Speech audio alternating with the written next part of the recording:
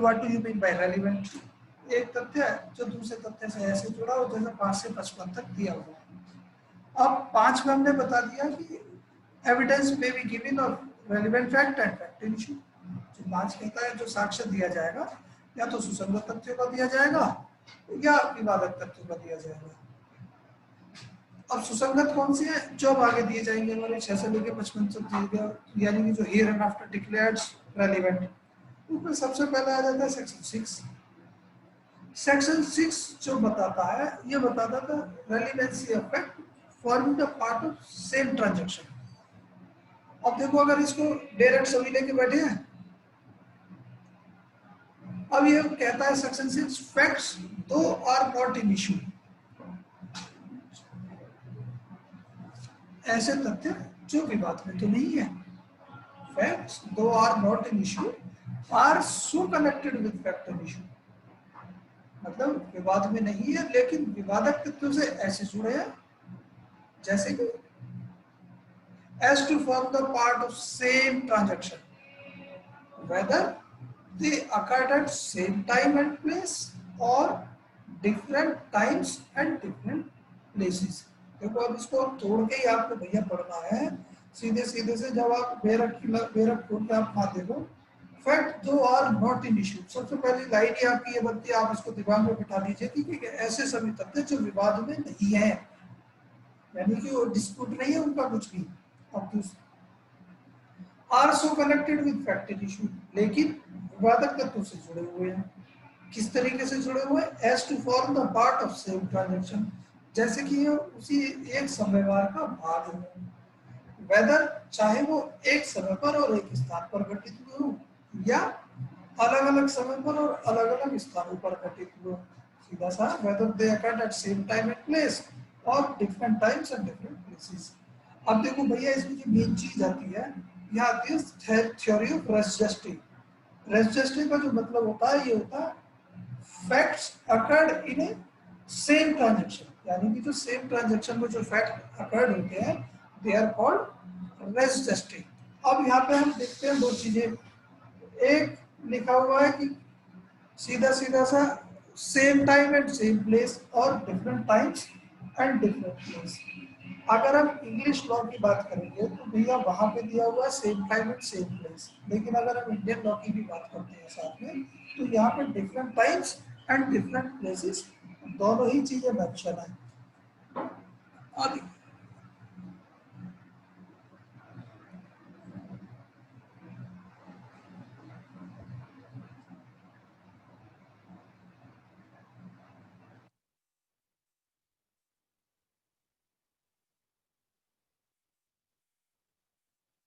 बताओ ये पढ़ा किस किसने है? किसी ने पढ़ा है सेक्शन 6?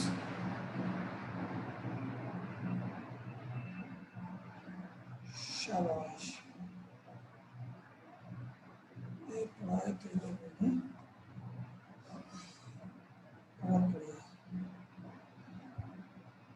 लेकिन आद्या आद्या यस सर। आपने नहीं पढ़ा? सर मतलब पढ़ा था बट क्लियरली समझ में नहीं आया, पढ़े मतलब है जितने आपने दिए थे। कोई बात नहीं, शाबाश। देखो इसका जो पहला इलस्ट्रेशन है पढ़ना बेटा। First illustration. A is accused of the murder of B by beating him. Whatever was said or done by A or B or the bystanders at the beating are so shortly before or after it as a form part of this transaction is relevant fact. देखो ये कह दिया कि पता लगा जो हमारे अनीश जी है उनके ऊपर ट्रायल चला, एक मुकदमा चला हत्या का, और वो भी किसको? जो हमारे श्रेयांशी है उनकी पिटाई, श्रेयांश जी है इनकी पिटाई की पीट की, ये मर गई। अब यहाँ पे जब इनकी पिटाई हो रही थी, ये पीट रहे थे अनीश जी को, तो उस समय वहां पे कुछ लोग और भी खड़े हुए थे। उन लोगों के द्वारा जो शब्द कहे गए हैं, व्हाटएवर सेड और डन बाय स्टैंडर्ड्स, या जो कुछ वहां किया गया, वो सभी क्या है? उसी समव्यवहार का एक भाग होगा। यानी कि किसी ने कहा मैं मारो और किसी ने कहा कि मत मारो। ये सारे के सारे जो स्टेटमेंट्स हैं ये एज एन एविडेंस उस समय रिकॉर्ड किए जाएंगे और एज रेस जस्टिस ये सभी क्या होंगे, रेलिवेंट होंगे। अब दूसरा इलस्ट्रेशन पढ़ देना अनीस, जी सर। दूसरा इलस्ट्रेशन पढ़ना भैया। A is accused of waging war against the government of India by taking part in an armed insurrection in which property is destroyed. अब देखो यहाँ Troops से are आगे देखने connected. वाली चीज है सीधा साइड, ट्रूप्स आर अटैक्ड, यानी कि सैनिकों पर हमला हुआ, गोल्स आर ब्रोकन, कुछ पोस्ट तोड़ दी गई, occurrence of this fact is relevant, ये जो सारी घटनाएं हुई है ये सभी क्या है, रेलिवेंट है, और सभी क्या है, एक ही संविधान का भाग है। कि पता लगा कि बच्चों ने, जो कॉलेज के स्टूडेंट है, उन्होंने जो हंगामा शुरू कर दिया, हंगामा शुरू करने के लिए सबसे पहले क्या होता है, वो इकट्ठा हुए, इकट्ठा होने के बाद उन्होंने शोर मचाया, शोर मचाने के बाद उन्होंने तोड़ फोड़ शुरू कर दी, तोड़ फोड़ शुरू करने के बाद आगे चले, प्रिंसिपल साहब की पिटाई कर दी, पिटाई करने के बाद वहां पुलिस आ गई, और जो पुलिस आ, पुलिस को देख करके उन्होंने उसके ऊपर पत्थर फेंक दिए। अब ये जब एक के बाद एक जितनी भी घटनाएं हैं, ये क्या सीरीज ऑफ ट्रांजेक्शन हो जाती है, यानी कि एक ही समय हमारे में घटित हुए, that's why they are called register. यहाँ तक किसी को कोई डाउट है? क्यों भैया, अगर यहाँ तक किसी को कोई डाउट हो तो बोलो। दूसरी चीज क्या है इसमें, आप सभी को जो सबसे मेन चीज है, देखो बेयर एक्ट के देखो प्रोविजन और प्रोविजन के बाद जो इलस्ट्रेशन है, इसमें केवल 3 ही इलस्ट्रेशन दिए हुए हैं, ए बी सी डी, मेन मतलब 4 इलस्ट्रेशन। अब ये पहला इलस्ट्रेशन का, A is accused of the murder of B by beating him, whatever was said or done by A और B, दोनों ने, चाहे A है या B है, इन दोनों ने आपस में कुछ भी कहा, और by standards at the meeting, या आसपास जो लोग खड़े हुए उनके द्वारा जो चीज कही गई, ये सारे के सारे जो स्टेटमेंट है, चाहे वो शॉर्टली बिफोर हो या आफ्टर हो, वहां पे वो सब क्या सीरीज ऑफ ट्रांजेक्शन होगा, सीरीज ऑफ ट्रांजेक्शन की वजह से as registered they shall be a part of evidence. इसी तरीके से इलस्ट्रेशन भी है। अब इसके बाद जब आप आगे देखते हो, ये भाई सब ये होगी, जो आर वर्सेस फॉस्टर का जो केस था, इसी से थ्योरी, जो रेजिस्टिंग की थ्योरी है वो निकल के आती है। इसमें क्या है, जो विटनेस है, गवाह ने केवल जो ना दौड़ता हुआ ट्रक देखा, लेकिन इंसिडेंट नहीं देखा, ठीक है। अब जब आगे जाके एक्सीडेंट हो गया, अब वहां दूसरा जिस व्यक्ति का एक्सीडेंट हुआ उसने बताया कि वहां पे इस तरीके से एक्सीडेंट हो गया, तो उस विटनेस का ये जो स्टेटमेंट है कि उसने ट्रक को दौड़ता हुआ देखा था, जाता हुआ देखा था, ये एज रजिस्टर रेलिवेंट होगा। अब देखो इसको किस तरीके से, कल जब हम बात कर रहे थे मैंने एक एग्जांपल दिया स्टेट ऑफ थिंक की, जब हम बात कर रहे थे स्टेट ऑफ थिंक में हमने बताया कि पता लगा मनीष ने जो है अनीश को दौड़ते हुए देखा, क्लास से बाहर जाते हुए, और क्लास से बाहर जाते हुए जब अनीश मनीष को देख लिया, उसके बाद वो वापस क्लास के अंदर गए, वहां देखा तो सीटें बिखरी हुई है और बराबर में हर्षित खड़े हुए, उनके सिर से खून निकल रहा है। अब इन्होंने केवल अकरेंस तो नहीं देखा, केवल मनीष को भागते हुए देखा। अब ये जो आप इसे आर वर्सेस फॉस्टर से जो देखेंगे, यहाँ पे ये केवल इनका देखना ही कि इन्होंने मनीष को हड़बड़ाकर भागते हुए देखा, ये witnesses as witnesses series of transaction की वजह से रेलिवेंट होगा। क्लियर है? इसी तरीके से रिटर्न वर्सेस क्वीन है, the girl on receiving bullet injury demanded police help on telephone. अब ये पता लगा, देखो इसकी अगर हम बात करेंगे, एक महिला को, एक लड़की को बुलेट इंजरी हुई, गोली मार दी गई, और उसने केवल फोन उठाया, फोन उठा के अपना एड्रेस बता दिया, और तुरंत उसके बाद कॉल कट गई। 5 मिनट बाद पुलिस वहां पहुंच गई और लेडी की जो डेड बॉडी वहां मिलती है। अब इसको क्या माना, ये जो फैक्ट था कि उसने जो ना महिला ने टेलीफोन पर उन्हें अपना एड्रेस बता दिया। In a view of these facts, the circumstances of these facts, namely calling to police on phone, reaching the police while in few minutes, and finding dead body by police were held to be a part of same transaction. ये सारी चीजें क्या है, same transaction का part होंगी, that's why they shall be relevant। Police वालों को किस तरीके से पता लगा कि वहां पर जो क्या नाम है उन्हें पहुंचना है।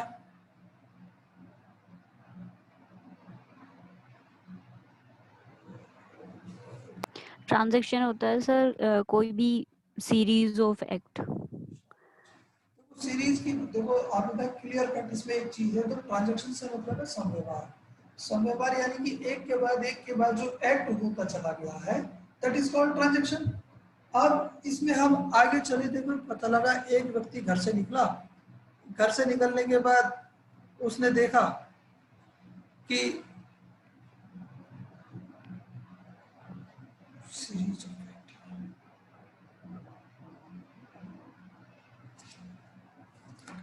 जो घर से निकलता है, घर से निकलने के बाद बस पकड़ता है, बस पकड़ कर ऑफिस पहुंच जाता है, और ऑफिस में जिस समय वो पहुंचता कोई भी नहीं होता, और वहां से जो मैनेजर के रूम में जाके लॉकर की चाबी निकालता है, वहां से पैसे उठाता है और अपनी घर पे चला आता है। अब यहाँ पर बेटा घर से निकलते ही उसको जिस व्यक्ति ने देखा, यहीं से उसका एक्ट शुरू हो जाता है।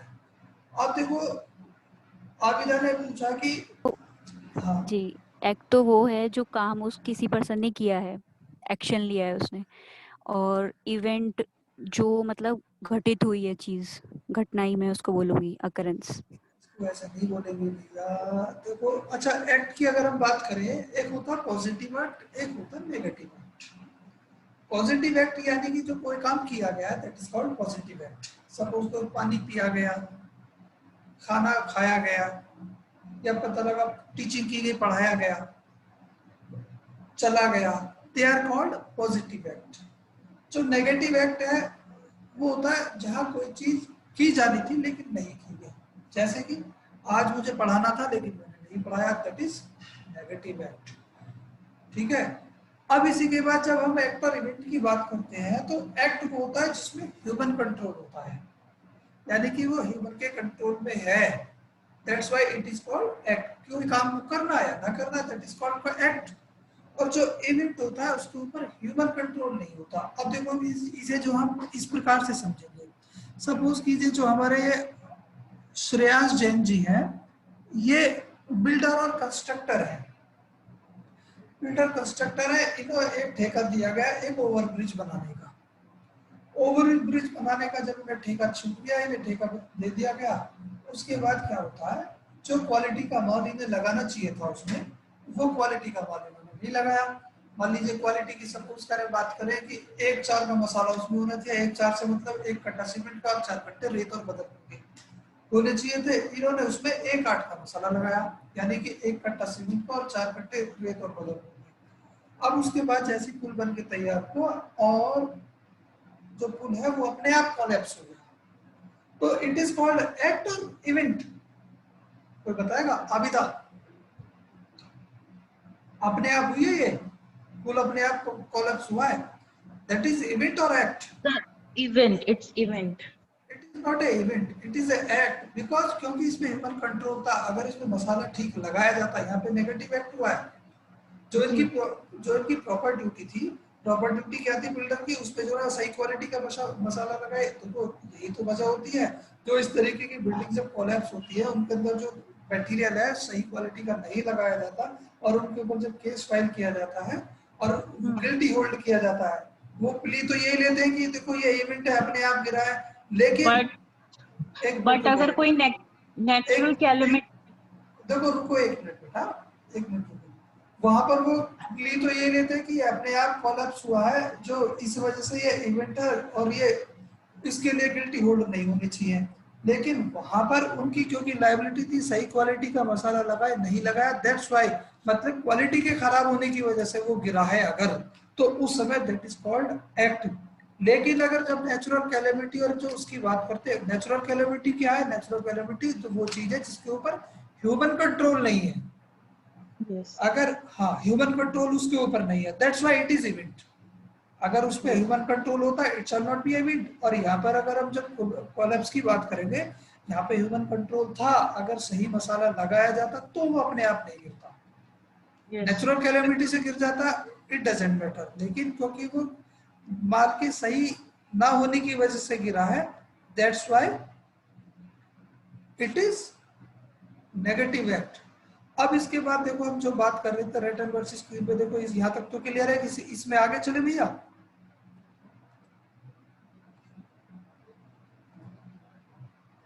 An accused committed murder of his wife and daughter। देखो अब यहाँ पे 2 चीजें हैं। जो एक्यूज है, एक्यूज ने अपनी वाइफ और डॉटर दोनों को मर्डर किया, दोनों। और लेकिन यहाँ पे पता लगा ए ने अपनी पत्नी और बच्चे और बेटी दोनों का जब मर्डर किया, उसके बाद ए के पिता ने ये सारे की सारी जो घटना है उसकी पत्नी के पिता को नैरेट कर दी। अब उसके पिता का जो स्टेटमेंट है एज रजिस्ट्री रेलिवेंट नहीं होगा, हियर से एविडेंस में तो आ सकता है, लेकिन वो सीरीज ऑफ ट्रांजैक्शन में नहीं आता है, क्योंकि ये नहीं मालूम वहां पे, ये अनसर्टेन है कि कितना समय उन दोनों के बीच में हो गया था। अब यह an accused committed murder of his wife and daughter, father of accused narrated whole incident to the father of deceased wife. As it was clear that how long after the incident, father of accused made a call to that the said statement was not regarded as the part of same transaction. अब इसी तरीके से देखो बेटा, एक lady जो है सीधे सीधे से कमरे से बाहर निकलती है और उसके गले पर तेज चाकू से, तेज किसी हथियार से वार किया गया था, और वो आकर के कहती है कि क्या नाम है, वहाँ उसके जो आंटी वगैरह बैठी है, वो आंटी देखो सच एंड सच पर्सन ने उसके साथ क्या बिहेव किया है। तो अब यहाँ पर कितना समय उनको उस जो बीच में इंटरवल पे था वो अनसर्टेन था। That's why it is the statement was not taken relevant as a series of transaction. The deceased, whose neck was cut by the sharp weapon, said coming out of the room, "Oh my aunt, see what Puddinfield has done to me." The said statement was not considered as part of same transaction. देखो ये decided case है बेटा, decided case in the sense, हाँ देखो एक चीज होता है, आप सभी लोगों ने jurisprudence में पढ़ा होगा, law as it is and law ought to be. Prerna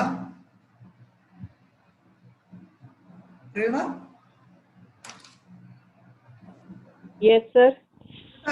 jurisprudence में सबसे पहले जो सब्जेक्ट ही होता है एलएलबी के फर्स्ट ईयर में जुरिस्प्रूडेंस होता है, वहां पे जब पढ़ते हो आप आइंस्टीन को पढ़ते हो, और आइंस्टीन बता देता है law as it is and law ought to be. ठीक है, क्या होता है?